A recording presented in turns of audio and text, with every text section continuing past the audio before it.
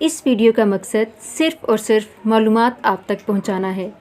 नाम की शख्सियात पर गहरे असरात मुरतब होते हैं और हमने इन असरात को मद्देनज़र रख कर मालूमात इकट्ठी की हैं और ये मालूमात मुशाहिदात और तजुर्बात की बिना पर ली गई हैं।